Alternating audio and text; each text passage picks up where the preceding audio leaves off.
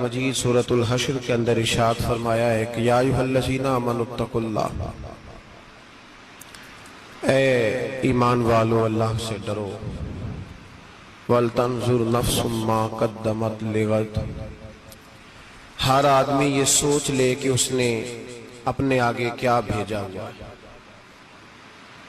جو اس نے آخرت کے لیے جمع کرایا ہے وہ کیا ہے، یہ غور کر لے وہ۔ وَاتَّقُوا اللَّهَ، اور پھر ڈر جاؤ اللہ سے، إِنَّ اللَّهَ خَبِيرٌ بِمَا تَعْمَلُونَ، فرمایا تم جتنے مرضی پردے ڈالتے پھرو، تمہارے رب کو تمہارے تمام کاموں کی خبر ہے، اسے پتا ہے تم کیا کرتے، وہ جانتا ہے۔ عزیز دوستو، بزرگوں اور بھائیوں، قرآن مجید نے دو چیزوں پر بڑا زور دیا ہے، ایک اللہ کو ماننا، اور اللہ کو ماننے کا مطلب ہے نبی پاک کو بھی ماننا، اللہ کو ماننے کا مطلب ہے کتابوں کو بھی ماننا، قرآن پاک کو بھی ماننا۔ لیکن دو باتیں آپ کو زیادہ ملیں گی، ایک ایمان، اور اس کے بعد سب سے زیادہ زور ہے ایمان بالآخرت پر،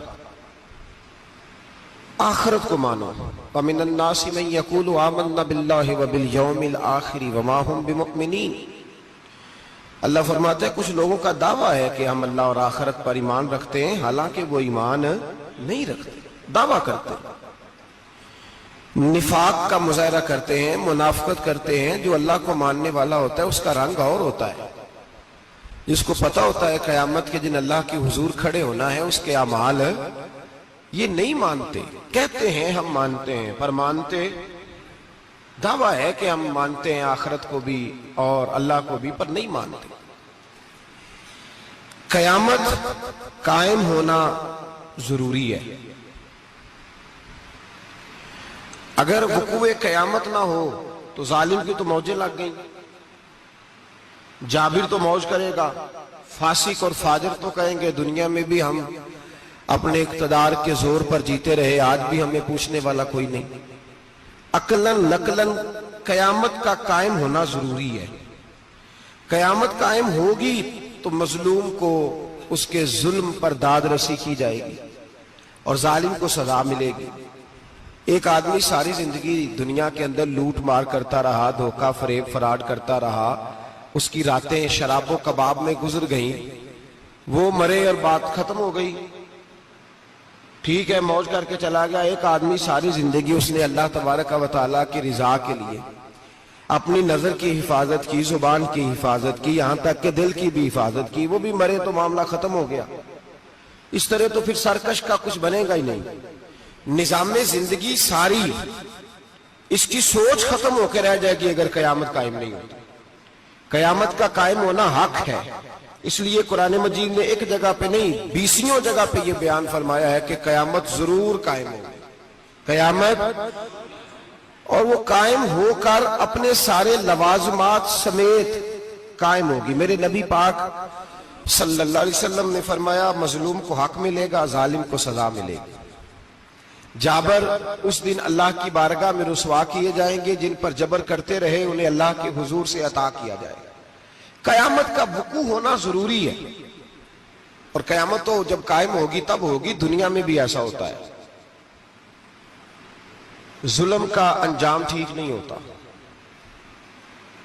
جبر کا انجام، جھوٹ کی زندگی لمبی نہیں ہوتی، دھوکے فریب فراڈ ملمہ سازی، ان چیزوں کی عمریں اللہ نے تھوڑی رکھی ہیں۔ وقتی طور پر ظالم کو، دھوکے باز کو، جابر کو جو مہلت ملتی ہے وہ سمجھتا ہے میری سیاست کام کر رہی ہے،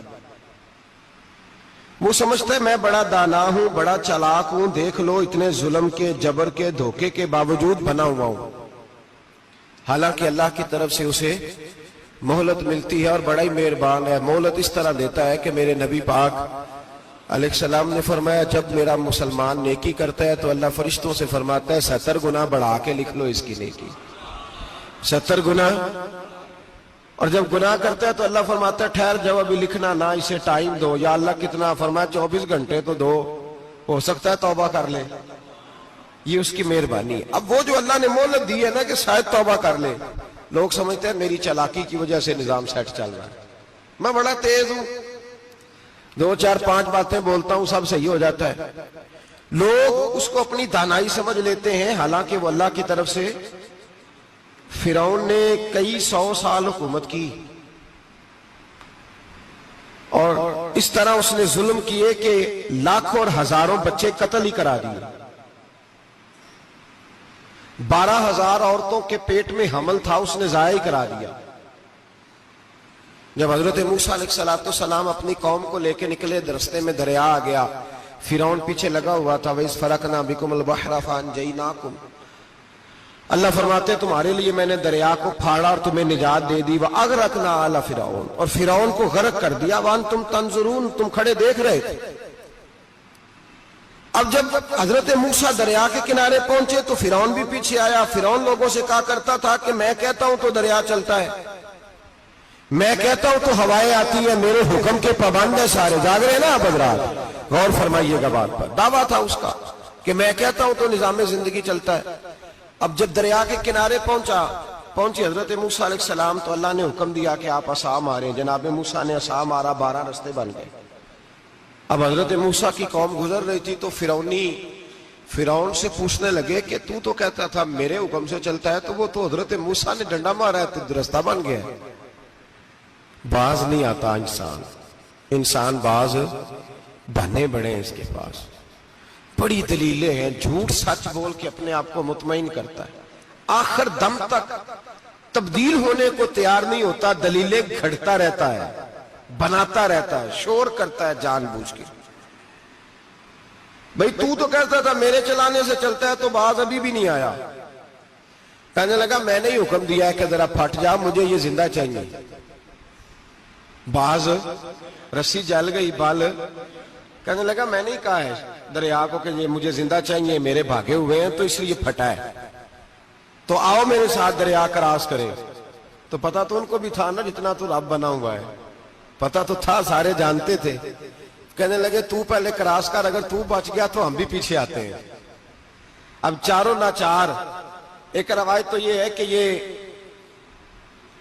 جب خدائی کا دعویٰ کرتا تھا نا، تخت پہ بیٹھا ہوتا تھا، تو ایک دن حضرت جبریل آئے اس کے پاس انسانی شکل میں،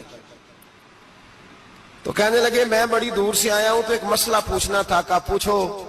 کہنے لگے ایک غلام تھا کسی بادشاہ کا، تو بادشاہ نے اسے تھوڑی دیر کے لیے ایک علاقے کی سربراہی دے دی۔ کتنی دیر کے لیے ہمیں سربراہیاں ملتی ہیں؟ کیوں جی؟ تھوڑی دیر کے لیے ملتی ہے نا، تھوڑی دیر کے لیے سربراہی دے دی ایک غلام کو۔ ذرا بات کو سمجھیے، حضرت جبریل پوچھتے ہیں، کہتے ہیں سربراہی مل گئی، اب وہ مالک ہی بن کے بیٹھ گیا ہے، وہ بات ہی نہیں سنتا، اس کو تھوڑی دیر کے لیے بنایا تھا، وہ تو خدائی کا دعویٰ کرنے لگا ہے۔ آپ بتائیں اس کا انجام کیا ہونا چاہیے؟ یہ مسئلہ پوچھنے آیا ہوں۔ تو فرعون کہنے لگا اس کا انجام یہ ہے کہ اسے پانی میں گوتے دے دے کے مار دے۔ انجام کیا ہے؟ بولیے کیا انجام ہے؟ کیا انجام ہے جی؟ پانی میں، اللہ اکبر، اپنی سزا تجویز کر رہا ہے۔ اس کی سزا کہ اسے پانی میں گوتے دے دے کے مارو ظالم کو۔ اسے تھوڑی دیر کے لیے بنایا تھا اور وہ چھائی گیا ہے، قبضہ ہی کر گیا ہے۔ حضرت جبریل کہنے لگے جی آپ لکھ کے دے دیں گے؟ کہنے لگا لاؤ لکھ دیتے ہیں۔ لکھوا لیا، جناب جبریل رکا لے کے تشریف لے گئے۔ اب جب فرعون دریا میں آیا نا تو اللہ نے حکم دیا مل جا۔ جب دریا ملا چیخنے لگا تو حضرت جبریل آئے، کہنے لگے تیرا ہی فتویٰ ہے، یہ تیری سزا ہی ہے نا، ہم بھی بڑی سزائیں تجویز کرتے ہیں، یہ جھوٹا ہے جی، اس کا تو فلانا علاج ہونا چاہیے، تو اگر تو جھوٹ بولے تو یہ فلانا بڑا جاور ہے جی، اس کے ساتھ اس طرح ہونا چاہیے، تو اگر تو یہ کام کرے تو جو سزا تو لوگوں کے لیے تجویز کر رہا ہے تو اپنے بارے میں بھی سوچ۔ اب جب گوتے آئے نا، آخری وقت دیکھا وہ فرعون جو کہتا تھا میری مرضی سے دریا چلتا ہے، علامہ ساوی نے تفسیر ساوی میں لکھا ہے تڑپ کے رونے لگا۔ جب یہ مزاج ہے، ایک دفعہ اوپر آتا ہے آدمی جب دریا میں جاتا ہے، اوپر آیا تو چیخنے او میرے حواریو خدا کا واسطہ مجھے بچاؤ۔ کہنے لگے تو کہتا تھا میری مرضی سے چلتا ہے، بے بسی ہے، تڑپتا ہے، روتا ہے، وارث شاہ مان کری نہ وارثاں دا، رب بے وارثہ کر کے ماردہ ہی تڑپ رہا ہے، چلا رہا ہے، کوئی مدد کو نہیں پہنچتا۔ اب جب آخری ہوتا آیا تو کہنے لگا آمنا میں رب موسیٰ و ہارون، میں موسیٰ کے رب کو بھی مان گیا، ہارون کے رب کو بھی۔ اللہ نے فرمایا نہیں، اب تیرا ماننا قابل قبول ہے، اس وقت ماننا تھا جب تجھے مہلت دی تھی، جب تو جوان تھا۔ بڑھاپا آتا ہے، بیماری آتی ہے، جوان آدمی بیماری کا شکار ہوتا ہے تو کہتا ہے یا اللہ ایک دفعہ صحیح کر دے، میں ساری پڑھا کروں گا، ایک دفعہ ٹھیک کر دے، میں مسجد میں رہوں گا، میں اگلے سال اعتکاف بھی کروں گا، میں ساری تراویح پڑھوں گا۔ تو اس وقت پڑھنی تھی جب تجھے مہلت دی تھی، اس وقت پڑھنا تھا جب اللہ نے تجھے آسانی دی، زندگی دی۔ اگلا وقت یہ حال ایک کا نہیں ہوا۔ نمرود کو دیکھ لیں، حضرت ابراہیم علیہ السلام کو کہتا تھا میں رب ہوں، آپ نے فرمایا رب تو وہ ہے جو زندہ کرتا اور مارتا ہے۔ ایک موت کا قیدی بلایا، کہنے لگا ہاں بھائی کتنے دن رہ گئے تھے پھانسی میں؟ کہنے لگا جی پرسوں ہونی تھی، کہا جا تجھے آزاد کیا، لو میں بھی زندگی دیتا ہوں۔ ایک بے گناہ آدمی کو پکڑ کے قتل کر دیا، کہتا میں بھی مارتا ہوں۔ حضرت ابراہیم علیہ السلام کہنے لگے تو بیوقوفوں جیسی دلیلیں دے رہا ہے، چل اس طرح کر، میرا رب سورج مشرق سے نکالتا ہے، تو اگر رب ہے تو مغرب سے نکال کے دکھا۔ اب دلیل کا جواب کوئی نہیں تھا تو کہنے لگا پکڑو اور آگ میں ڈال دو۔ اللہ کے نبی کو آگ میں ڈالنے والا، یہاں ایک مچھر بیٹھا ہے، 400 سال حکومت کی اور خدائی کا دعویٰ کیا، یہاں مچھر بیٹھا تھا، چھینک آئی تو مچھر اندر چلا گیا۔ پہلے دربار کا ادب یہ تھا کہ جو آئے سجدہ کرے، اب اس کے سر پہ کوئی چیز مارتا تھا تو اسے سکون ہوتا تھا، مچھر تھوڑی دیر کے لیے اس کا دماغ چھوڑتا تھا۔ او بھائی یہ اس دھرتی پہ اللہ نے لوگوں کو نظارے دکھائے اور ہمیں سمجھانے کے لیے دکھائے، ہمیں تفکر کی، غور کی دعوت دی کہ دیکھ لینا، اپنے عمل کو پرکھنا۔ تمہارے عمل حضرت موسیٰ کے فرما برداروں جیسے ہیں، جناب ابراہیم کے فرما برداروں جیسے ہیں، یا بن کے بیٹھ گئے ہو؟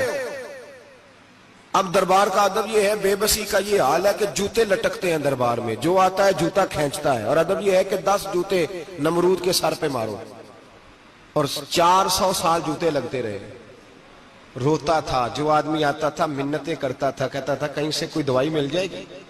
پاگلوں جیسی زندگی گزاری، پاگلوں جیسی سخت، وہ تو حساب، وقوع قیامت تو حساب ہوگا ہی۔ یہاں لوگ پاگل ہو کے مرتے ہیں، معاذ اللہ، نفسیاتی مریض ہو کے مرتے ہیں۔ یہاں آخری وقت اتنا سخت آتا ہے کہ دنیا موت کی دعائیں مانگتی ہے۔ میرے بھائی جب انسان ظلم کرتا ہے تو بھول جاتا ہے کہ شاید مجھے پوچھے گا کوئی نہیں، جب وہ زیادتی کرتا ہے تو بھول جاتا ہے، جب وہ کسی کا حق کھاتا ہے تو وہ کہتا ہے شاید اس کا تو وارث ہی کوئی نہیں جس کو میں لوٹ رہا ہوں۔ لیکن جب اللہ کی پکڑ آتی ہے، حجاج بن یوسف ظالم تھا، اس نے اچھے کام بھی کیے تھے۔ قرآن پاک پر زیر زبر آراب حجاج بن یوسف نے لگوایا۔ محمد بن قاسم کو ہندوستان سندھ کے علاقے فتح کرنے بھی حجاج بن یوسف نے بھیجا تھا۔ ساری خوبیاں اپنی جگہ پر، ظالم بہت بڑا تھا۔ کسی آدمی نے اس کے سامنے کونے کی طرف منہ کر کے ساتھ والے سے بات کر لی تو کہنے لگا میرے خلاف کیا، اس کو لے جاؤ، 2 ٹکڑے کر کے واپس لے آؤ۔ توتی بولتا ہے نا، اقتدار، جب کسی کے ہاتھ اقتدار ہوتا ہے نا، وہ چاہے ایک گھر کا ہی کیوں نہ ہو، وہ 10 بندے فیکٹری میں کام کرتے ہیں اور جو ان کا مالک ہوتا ہے وہ کہتا میں مالک ہوں، مجھے مانو۔ جب تو صاحب اقتدار ہوتا ہے نا، جب تو سسر بن کے بیٹھتا ہے اور کسی غریب گھر کی بہو آتی ہے 2-4 تو کہتا میرا اقتدار ہونا چاہیے، جب میں کھانسنے لگوں تو ہر آدمی کے ہاتھ میں ٹشو پیپر ہونا چاہیے، جب میں بولنے لگوں تو بندھے ہوئے ہاتھوں سے ہر آدمی جی جی کرتا ہوا کھڑا ہونا چاہیے۔ جس آدمی کا، اور یہ کام بہو بھی کرتی ہے کئی دفعہ، وہ بھی کہتی ہے کہ تمہیں پتا نہیں میں کتنا لمبا توڑا جہیز لے کے آئی ہوں، جب میں سونے کے لیے اپنے بیڈ روم میں جاؤں تو خبردار بوڑھے بابے کو اجازت نہیں کہ وہ کھانسے، اماں کو چاہیے کہ اگر اس کو بڑی سخت پیاس بھی لگی ہے تو میرے سوتے سوتے باورچی خانے میں برتن نہ کھٹکھٹائے۔ جو جہاں بھی جس اسٹیج پہ بھی بیٹھتا ہے وہ کہتا ہے کوئی نہیں مجھے پوچھنے والا، میں مطلق العنان ہوں۔ جوان بوڑھوں کا مذاق اڑاتے ہیں، سمجھتے ہیں شاید کبھی بوڑھے نہیں ہونا، مذاق اڑاتے ہیں۔ تندرست لوگ بیماروں کا مذاق اڑاتے ہیں، شاید کبھی بیمار نہیں ہونا۔ حجاج بن یوسف ظالم تھا، ظلم کرتا تھا، زیادتی کرتا تھا۔ حضرت سعید بن جبیر ایک تابعی بزرگ تھے، اتنے بڑے بزرگ تھے کہ ساری رات نماز پڑھتے تھے، سارا سال روزہ رکھتے تھے۔ ایک دن انہوں نے منبر پہ بیٹھ کے کہا کہ حجاج ظلم سے باز آ جائے ورنہ اللہ کی لاٹھی بڑی بے آواز ہے. اللہ کی لاٹھی، اس کا کیا مطلب ہوتا ہے؟ اس کا مطلب ہے جب رب کی لاٹھی چلتی ہے تو اس کی آواز، جی اس کا پہلے کوئی پیغام، وہ پہلے اعلان نہیں کرتا کہ تگڑے ہو جاؤ لاٹھی چلنے لگی ہے. لاٹھی چلتی ہے پر اس کی آواز، سمجھ آ رہی ہے میری بات کی؟ جمعۃ الوداع کے لیے تشریف لانے والے احباب خاص غور فرمائیے گا. حجاج بن یوسف کو پتا چلا کہ حضرت سعید بن جبیر نے میرے خلاف بات کی، بلا لیا، کہنے لگا تو نے میرے خلاف بات کی ہے؟ فرمانے لگے کی ہے. کہنے لگا تجھے پتا ہے میں قتل کر دوں گا؟ آپ فرمانے لگے نہ تو زندگی کا مالک ہے نہ موت کا مالک ہے، تو کیسے قتل کر؟ کہنے لگا تجھے پتا ہے میرا؟ فرمایا میں نے تجھے نہیں، میں نے تو کئی شداد، کئی حماد، کئی قارون، کئی فرعون، کئی نمرود دیکھے، کئیوں کی داستانیں سنی، تو کون ہے؟ تو چھوٹا سا ہے. ایک جملہ ہے ملا جلال الدین رومی کا، بڑے درویش تھے، ایک بات کہہ گئے، کہنے لگے نمرود جتنے پیسے نہیں، فرعون جتنی حکومت نہیں، قارون جتنی دولت نہیں، ورنہ فرمانے لگے میرے زمانے میں بھی کئی لوگوں کا خدا بننے کو دل کرتا ہے، کئی لوگوں کا دل کرتا ہے، لیکن نمرود جتنے پیسے، فرعون جتنی طاقت اور قارون جتنی دولت نہیں، ورنہ ہو سکتا ہے لوگ دعویٰ کر جائیں معاذ اللہ ثم معاذ اللہ. یہ آج سے کئی سو سال پہلے وہ کہہ رہے ہیں، آج تو حالات بڑے ابتر ہیں، اس کی نسبت خطرناک. فرمانے لگے حضرت سعید بن جبیر تو زندگی موت کا مالک نہیں. کہنے لگا پکڑو، قتل کرو اسے، لے جاؤ. جب پکڑ کر کھینچ کر لے جا رہے تھے نا تو حضرت سعید بن جبیر مسکرانے لگے. اب ظالم کے سامنے مسکرائے تو اس کو بڑا غصہ آیا، یہ میرا مذاق اڑاتا ہے. بلا لیا، ادھر آؤ، کیوں مسکرا رہے ہو، کیا ہوا؟ تو حضرت سعید بن جبیر کہنے لگے میں مسکرا رہا ہوں تیری بیوقوفی پر اور اپنے اللہ کی دی ہوئی ڈھیل پر. میں مسکرا رہا ہوں کہ یا اللہ کیا بات ہے، کیا تیرا شان ہے، کیسے لوگوں کو ڈھیل دی ہوئی ہے. میں مسکرا رہا ہوں تیری بیوقوفی پر کہ تو سمجھتا ہے شاید مجھے پوچھنے والا کوئی نہیں. کہنے لگا اس کو باہر نہ لے جاؤ، میرے سامنے قتل کرو. ٹھیک ہے جی، قتل کرنے لگے تو حضرت سعید بن جبیر نے منہ کعبے کی جانب کر لیا. انی وجہت وجہی للذی فطر السماوات والارض حنیفا وما انا من المشرکین. جب آپ نے یہ آیتیں پڑھی نا کہ میں نے منہ کر لیا ہے اپنے رب کی جانب، کرو مجھے قتل. کہنے لگا نہیں نہیں، اس کا منہ پھیرو، کعبے کی طرف ہو کے قتل نہ ہو. ہے ظالم پر پاگل ہو گیا ہے. حضرت سعید بن جبیر کے حوصلے نے شکست دے دی، ناکام ہو گیا، مخبوط الحواس ہو. کہنے لگا اس کا منہ پھیر دو. جب کعبے سے پھیرا تو آپ فرمانے لگے للہ المشرق والمغرب فانما تولى فثم وجه اللہ. اللہ فرماتا ہے تم مشرق اور مغرب سارا ہی اللہ کا ہے، جدھر بھی منہ کرو گے ادھر اللہ ہی اللہ ہے، جدھر بھی منہ کرو گے ادھر اللہ ہی اللہ ہے. چاروں جانب پھیر دے، جدھر منہ پھیرنا ہے تو نے پھیر دیا منہ. حضرت سعید بن جبیر کے گلے پہ خنجر رکھا تو آپ نے ہاتھ اٹھائے، کہنے لگے اے اللہ میرے بعد اسے کسی اور پر مسلط نہ کرنا، میرے بعد کسی اور پر مسلط نہ، بس میں آخری ہوں. جب آپ ذبح ہوئے تو اتنا خون نکلا کہ لوگ کہتے ہیں جتنا اونٹ کے وجود سے نکلتا ہے. تر ہو گیا سارا اس کا دربار. ایک سمجھدار آدمی کو بلا کے کہنے لگا اتنا خون میں نے بڑے بندے قتل کرائے ہیں پر اتنا خون نہیں نکلا. تو وہ کہنے لگے لوگ مر جاتے ہیں، مرتے وقت ڈر جاتے ہیں، سہم جاتے ہیں، خون سکڑ جاتا ہے. لگتا ہے یہ شخص جب دنیا سے گیا ہے تو ڈٹ کے گیا ہے، یہ ڈٹ کے گیا ہے دنیا سے. حجاج بن یوسف رات کو سویا تو تڑپ کے اٹھا. کیا ہوا؟ گھر والے کہنے لگے کیا ہوا؟ کہنے لگے سعید بن جبیر خواب میں آئے اور کہتے ہیں اٹھ مجھے بتا تو نے مجھے کیوں قتل کیا، بتا کیوں مارا. اگلی رات پھر سویا تو وہی خواب، پھر سویا تو وہی خواب. گناہ نفسیاتی مریض بنا دیتا ہے، ظلم تجھے مخبوط الحواس کر دیتا ہے. جب تو زیادتی کرتا ہے تو اللہ فرماتے ہیں کہ تو اللہ کو بھولتا ہے، اللہ تجھے اپنا آپ بھلا دیتا ہے.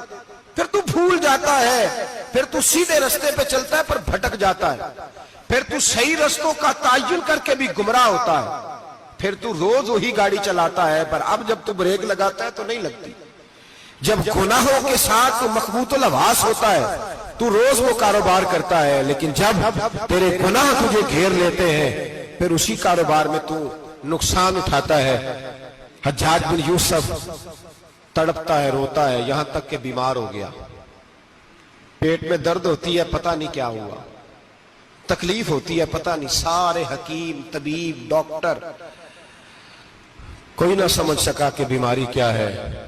جو بیماریاں خدائی ہوتی ہیں ان کا لوگوں کو پتا، جو آزمائشیں رب کی جانب سے ہوتی ہیں وہ ڈاکٹروں کے ہتھے نہیں چڑھتی، جو تکلیفیں اللہ دیتا ہے ان کا حکیم طبیب علاج نہیں کر پاتے، مشکل، اور شفا اسی وقت ہوتی ہے جب اللہ دینا چاہے، اور جب رب ہی دینا نہ چاہے تو بڑے بڑے ڈاکٹر کہتے ہیں کہ ہمارے بس کی بات نہیں رہی۔ بغداد سے حکیم آئے، پیٹ دیکھا، کہنے لگے نہ تیرے معدے میں کوئی دقت ہے، نہ تیرے جگر میں، نہ کسی اور جگہ، ماجرا کیا ہے؟ ایک آخری علاج ہے، آخری، وہ کیا؟ گوشت کا چھوٹا سا ٹکڑا دھاگے کے ساتھ باندھ کے منہ میں ڈالا، اور پھر ایک باریک سا ٹنکا لے کے اس کو اندر ڈالنے لگے گلے میں۔ وہ گوشت کا ٹکڑا جب حلق کے اندر اتر گیا، اس حکیم نے واپس کھینچا تو کیسے ایسی بدبو آئی جیسی کبھی سونگی نہ تھی۔ جانور، کیڑے مکوڑے لگے ہوئے باہر نکلے، اور جب دیکھا تو جتنے محل میں لوگ بیٹھے تھے چلاتے ہوئے نکل گئے کہ یہ کیا مصیبتیں ہیں۔ حکیم بھی اٹھ کے دوڑنے لگا، کہا تجھے کیا ہوا؟ کہنے لگے حجاج تیری بیماری زمینی نہیں، تیری مصیبت زمینی نہیں۔ کہا میری مرض تک تم کیوں نہیں پہنچ پا رہے؟ تو کہنے لگے لگتا ہے تو بد دعا کا مریض ہے، لگتا ہے تو ظلم کا مریض ہے، تو جبر کا مریض ہے۔ تڑپتا رہا، سسکتا رہا۔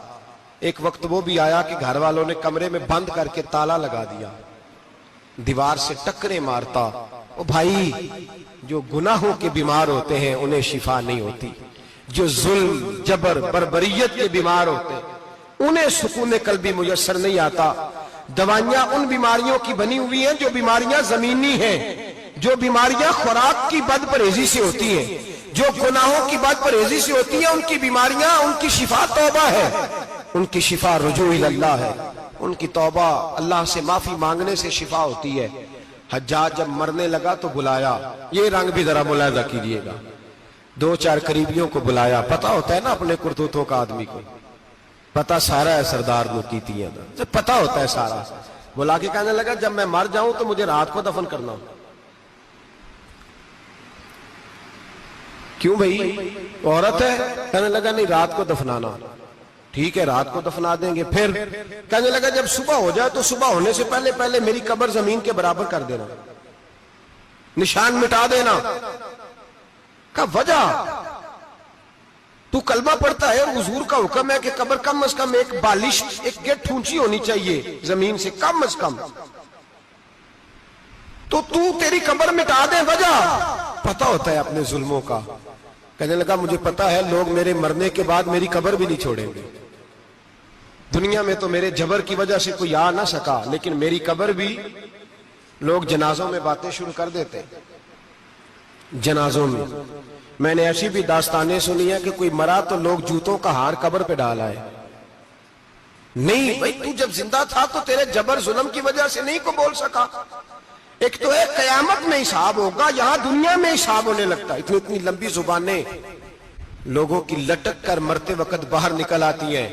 دعا کریں، جمعہ ہے، اللہ تعالیٰ ایمان کی موت عطا فرمائے، دعا فرمائے رب تعالیٰ، اللہ تبارک و تعالیٰ توبہ کر کے جانے کی توفیق عطا فرمائے، جاگے جاگے اور سنے اور دعا کرے، اے اللہ تو ہمیں ظلم سے ویسے ہی محفوظ فرما، اگر ہم زیادتی کرنے لگے تو اے اللہ ہمیں اس سے منع فرما، ہمیں اس سے تو یہ توفیق دے کہ ہم باز آ جائیں اس گناہ سے۔ میرے بھائی، ایک تو دنیا میں سزا ہے، پھر قیامت کی سزا ہے، اور وہ زیادہ سخت ہے، وہ زیادہ سخت ہے۔ ہم لوگوں نے نا ہیلے بہانے بڑے بنائے ہوئے ہیں۔ بینک کے ساتھ کاروبار کرنے والا کہتا ہے نہیں نہیں، مجبوراً لیا ہے، مجبوراً مر رہا تھا تو، آخری لبوں پہ تھا تو جائز ہے، جائز ہے۔ اس وقت جب تجھے کھانے کو لقمہ نہ لگے تو حرام کھانا بھی جائز ہے، کیا دقت تھی؟ کیوں اللہ رسول کے مقابلے میں کھڑا ہوا تو؟ کیوں سود کا دھندا کیا؟ کیا تکلیف تھی؟ کہاں تو الجھ گیا تھا؟ ہم جان بوجھ کے اپنے لیے جہنم کٹھی کرتے ہیں، پھر کہتے ہیں سکون نہیں زندگی میں۔ کہاں سکون آئے گا؟ کیسے آئے گا؟ ہم نے خود آگ لگائی ہے چمن میں اپنے، جو قیامت کی سزا ہے۔ میرے نبی پاک علیہ السلام نے فرمایا رب تمہیں سامنے کھڑا کرے گا، اور کس طرح کھڑا کرے گا؟ فرمایا لوگوں کے وجود سے کپڑے اتر جائیں گے، زمین اس طرح دہکے گی جس طرح تانبا زمین پہ رکھا جائے اور آگ جلائی جائے۔ تانبا دیکھا آپ لوگوں نے؟ یہ بھی گرمی گزری ہے نا، تو فرش پر جب سورج پڑتا تھا تو ننگے پاؤں چلا نہیں جاتا تھا، صحیح کہہ رہا ہوں؟ ننگے پاؤں، بچے کا پیر زمین پہ لگتا تو چیخ اٹھتے ہیں، کہتے ہیں اوہ جل گیا پیر، حالانکہ یہ فرش دنیا کے۔ اور اگر تانبے کے اندر خاصیت ہے کہ اگر کوئی دھات جلدی اور زیادہ گرم ہوتی ہے تو وہ تانبا ہے۔ میرے نبی نے مثال دی تو اس کی دی جو سخت تھا، فرمایا تانبے کی طرح زمین تپائی جائے گی، اور پھر ننگے پاؤں رب تمہیں کھڑا کرے گا۔ آج سورج کی پشت تمہاری جانب ہے، قیامت میں منہ تمہاری جانب ہوگا۔ نیزہ آپ نے دیکھا ہوگا، نیزہ ہوتا تھا، فرمایا یہ جو تم نیزے دیکھتے ہو صرف 1.25 نیزے کے برابر سورج قریب آ جائے گا، اور پھر اللہ تمہیں سامنے کھڑا کر کے تم سے سوال جواب کرے گا۔ اور حضور نے کہہ دیا ہے تو اب کسی نعت خواں کے کہنے سے بات بدل سکتی، کسی پیر کے کہنے سے جملہ بدل سکتا؟